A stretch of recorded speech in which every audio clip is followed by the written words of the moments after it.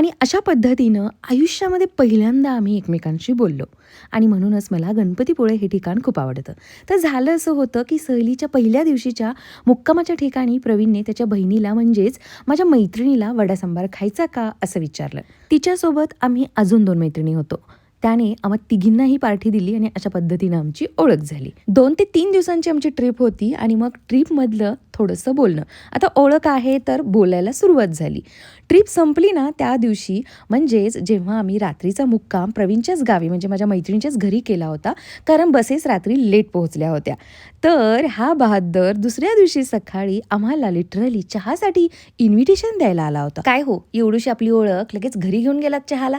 म्हणलं गरिबाच्या घरी बोलवावं ह्यांना चहा पाण्याला म्हणून बोलवलं. ओके, बट त्यांच्या घरी कोणी बोललंच नाही हो आमच्याशी आणि त्या एका भेटीमुळे म्हणजे मी घरी गेल्यामुळे पुढे काय काय प्रॉब्लेम झाले हे तुम्हाला कळतील नेक्स्ट व्लॉगमध्ये. आणि चॅनलला अजूनही सबस्क्राईब केलं नसेल तर सबस्क्राईब ही नक्की करा. भेटू नेक्स्ट व्लॉगमध्ये. बाय.